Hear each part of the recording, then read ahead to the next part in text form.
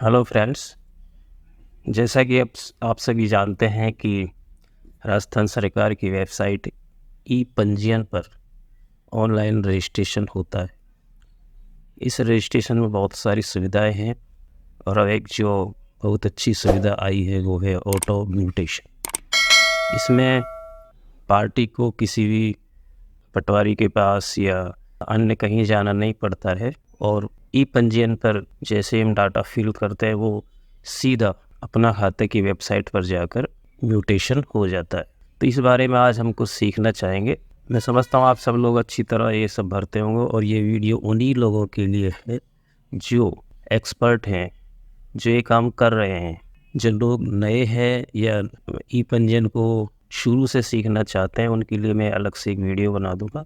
आप लोग अगर ऐसा चाहते हैं तो आप कमेंट बॉक्स में आप मुझे कमेंट करें तो मैं ज़रूर वीडियो बनाऊंगा। तो आइए चलते हैं ई पंजीयन पोर्टल पर। दोस्तों, ई पंजीयन पोर्टल पर हमें जाना है। आप लिखेंगे जैसा कि आप जानते हैं ई पंजीयन और ई पंजीयन की साइट खोलेंगे। साइट खुलने के बाद देखो इस तरह का इंटरफेस हमें मिलता है और यहाँ हम जाएंगे संपत्ति के मूल्यांकन या इवैल्यूएशन कह सकते हैं। यहाँ आपको सबसे पहले अपना डिस्ट्रिक्ट सेलेक्ट करना है, उसको सबमिट करेंगे। फिर यहाँ पर अपना मोबाइल नंबर डालेंगे और नीचे वेरिफिकेशन कोड डालना है। कोड डालने के बाद हम फ्रेश रजिस्ट्रेशन भी कर सकते हैं या फिर अगर आपके पास पहले से CRN है तो हम मॉडिफाई कर सकते हैं उसको। तो मेरे पास ऑलरेडी एक CRN है तो हम मॉडिफिकेशन पर जाएंगे और आपके पास जो OTP आएगा मोबाइल नंबर पर वो OTP यहाँ डालना है। OTP डालने के बाद जो CRN हमारे पास उपलब्ध है उस CRN को नीचे सिटीजन रेफरेंस नंबर यहाँ डालना है और मॉडिफाई पर क्लिक करना है। मॉडिफाई पर क्लिक करने के बाद ये इंटरफेस आपके सामने आता है। तो हम ग्रामीण भर रहे हैं, चूँकि एग्रीकल्चर ज़मीन गांव में ही होती है इसलिए भर रहे हैं। और यहाँ पुरुष महिला स्त्री जो भी है वो ले लीजिए। इधर आपको सेल डीड लेना है। सेल डीड के बाद इसका सबटाइटल जो है वो भी सेल डीड में ही लेना है या जैसा भी आपके केस में हो। और यहाँ मैं जनरल ले रहा हूँ, आप कुछ भी ले सकते हैं जो भी है। उसके बाद तहसील सेलेक्ट करेंगे। तहसील सेलेक्ट करने के बाद संपत्ति का प्रकार ये सेलेक्ट करेंगे हम। तो एग्रीकल्चर लैंड है तो वही सेलेक्ट करेंगे। उसके बाद नीचे आते हैं तो किस गांव में संपत्ति है वो सेलेक्ट कर लिया। उसके बाद देखिए आप देख रहे हैं कि ये रजिस्ट्रार SRO अपने आप आ गए हैं। नीचे एग्रीकल्चर सेलेक्ट कर लिया। उसके बाद जहाँ भी आपकी लैंड है उसके हिसाब से ये सेलेक्ट करना है और नीचे फिर तहसीलदार सेलेक्ट करेंगे। इसके बाद सड़क की चौड़ाई, हालांकि एग्रीकल्चर में कुछ होती नहीं है तो यहाँ कुछ ही कर सकते हैं, अगर हो तो उस हिसाब से भरेंगे। अक्षांतर और देशांतर में आप फिलहाल 0 भर दें। और यहाँ जो हम नकल में है तो फिर खसरा नंबर में देखो यहाँ एक लिंक है, तो लिंक पे जैसे हम क्लिक करेंगे तो अपना खाता से ये लिंक हो जाता है। और यहाँ पूरी गांव के खसरा नंबर दिए हैं तो इन खसरा नंबर में से हमें वो सेलेक्ट करना है जिसका विक्रय किया जा रहा है। तो इस विक्रय में हम कोई भी अभी एक खसरा नंबर ले रहे हैं और ये खसरा नंबर हम ऐसे ले रहे हैं, किसी का भी हो सकता है ये। तो आगे चलते हैं तो देखिए ये खसरा नंबर फिल हो गया। नीचे हम यहाँ अगर अन्य विवरण में भरें तो उस गांव का नाम भर देंगे और तहसील भर देंगे, डिस्ट्रिक्ट भर सकते हो आप। इसके नीचे देखिए कॉर्नर है या नहीं है, आप ये देखना। तो इसमें जैसा भी है वैसा अलग नो आता है अधिकतर केस में। और यहाँ आपको क्षेत्रफल भरना है कि कितना रकबा बिक रहा है। फिर आपको नीचे सेवा प्रदाता का नाम और उसका मोबाइल नंबर डाल दो। फिलहाल मैं ऐसे ही डाल रहा हूँ और इसको सेव करेंगे। सेव करने के बाद देखिए हम आगे जाएंगे नेक्स्ट पर। नेक्स्ट पर जाने के बाद नेक्स्ट पर जाते हैं। नेक्स्ट पर जैसे ही जाएंगे तो हमें यहाँ पर फेस वैल्यू भरनी होती है। तो जितने में भी बिक रहा है आप फेस वैल्यू भरिए। फेस वैल्यू भरेंगे तो इसका कैलकुलेशन हो जाएगा कितनी स्टाम्प ड्यूटी लगेगी, और कैलकुलेटर क्लिक करेंगे तो स्टाम्प ड्यूटी आ जाएगी, और फिर इसको हम सेव करेंगे। देखिए सारा डाटा सेव हो गया है। अब इसमें मॉर्गेज डिटेल वगैरह है जो वो भी फिल कर लेते हैं फिलहाल हम। तो इसको सेव करते हैं। ठीक है, सेव हो गया। सेव करने के बाद आप देखिए नीचे आ रहा है फिल एंट्री डिटेल। तो यहाँ हमें क्लिक करना है पहले। यहाँ देखिए दो ऑप्शन है, चयनित खातेदारों के सभी खसरों में लेन देन या चयनित खातेदार के किसी भी खसरे में लेन देन। मतलब दो तरह से होता है ये। अब जैसे हम ये पहला ऑप्शन लें तो इसमें आप नीचे देखो डिटेल आ गई पूरी। तो अगर हिस्से का लेन देन है तो आपको ऊपर वाला क्लिक करना है, यानी कि एक खाते में से सारे खसरों में से विक्रय किया जा रहा है। और अगर सारे खसरों में से विक्रय नहीं किया जा रहा है तो हमको नीचे वाला ऑप्शन लेना होगा। उसके बाद हमको खातेदार चुनना होगा। ये ऑप्शन लेने के बाद हम आगे चलते हैं।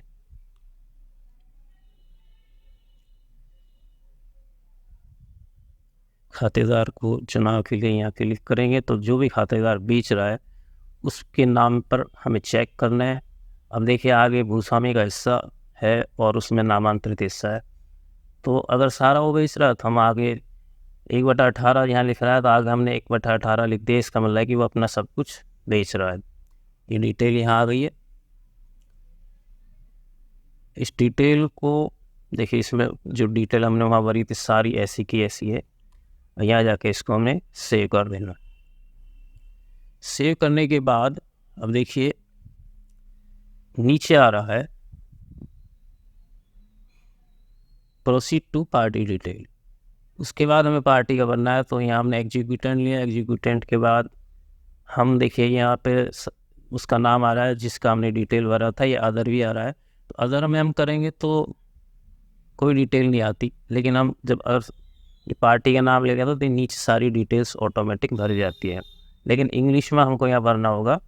तो इंग्लिश में हम इनका नाम लिख देते हैं।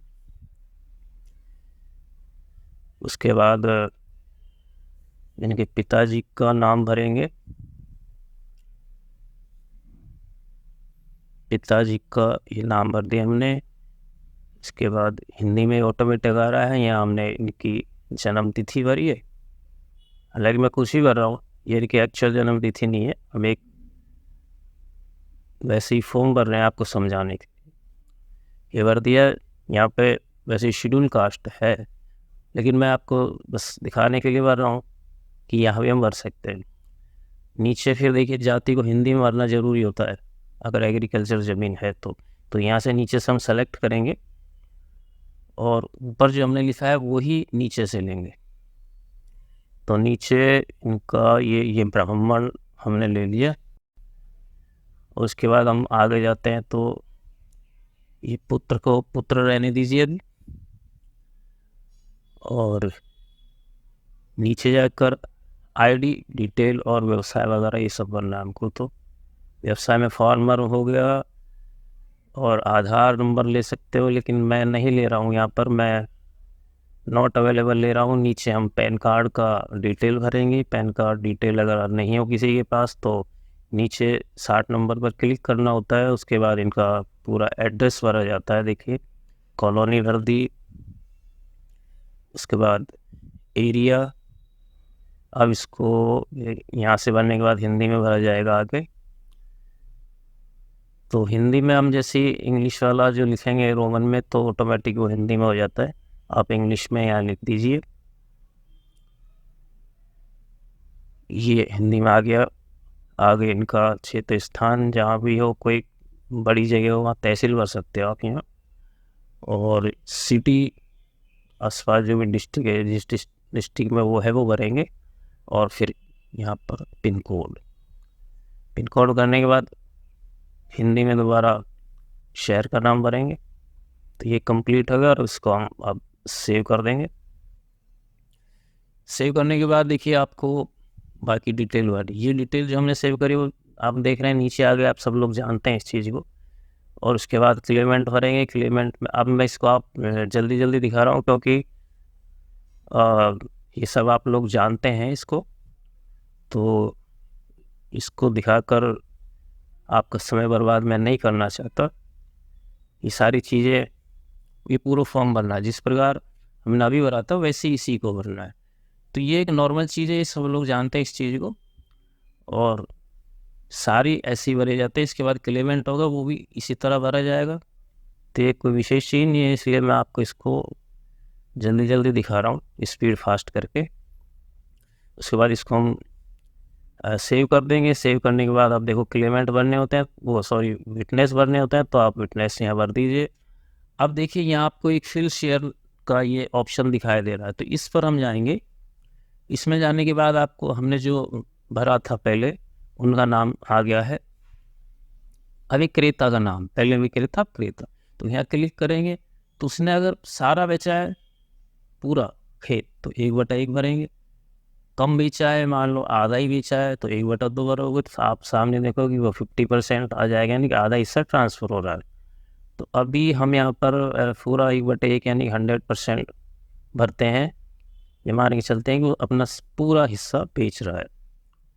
उसके बाद देखिए हमने जो भरा है, तो अब रिपोर्ट पर जब हम क्लिक करेंगे तो आगे ये डिटेल्स आएगी जो हमने अभी भरा था, दोनों का, विक्रेता और क्रेता दोनों का डिटेल आएगा। उसके पास कितना था और कितना वो बेच रहा है, इस प्रकार इसका आ गया कि जो खरीद रहा है वो कितना खरीद रहा है। तो ये रिपोर्ट भी हमें लगानी होती है रजिस्ट्रेशन के डॉक्यूमेंट्स के साथ। तो हम आगे चलते हैं। तो आगे तो खैर आप सब लोग जानते हैं क्या करना है इसमें। आपको पेमेंट डिटेल वगैरह भरनी है, प्रेजेंटर डिटेल भरनी है, और उसके बाद स्टाम्प वगैरह फीड करके और इसको रजिस्ट्रेशन के लिए दे देना। तो दोस्तों मैं समझता हूँ कि आप आगे का सारा अपने आप भर लेंगे। तो यहाँ पर जो हमने भरा था खातेदार का डिटेल और ख़रीदने वाले का डिटेल, तो ये सब ऑटोमेटिक जैसे रजिस्ट्री होगी, रजिस्ट्रेशन कंप्लीट होगा, तो ऑटोमेटिक अपना खाता पर जाकर फीड हो जाएगा और म्यूटेशन अपने आप चढ़ जाएगा। दोस्तों आपको ये वीडियो कैसी लगी आप ज़रूर कमेंट बॉक्स में कमेंट करें, और आगे भी मैं अच्छी वीडियो लेकर आता रहूँगा। आप सभी से रिक्वेस्ट है कि आप मेरे इस चैनल को सब्सक्राइब कर लें ताकि आपको जब भी नया वीडियो आए तो सूचना मिलती रहे।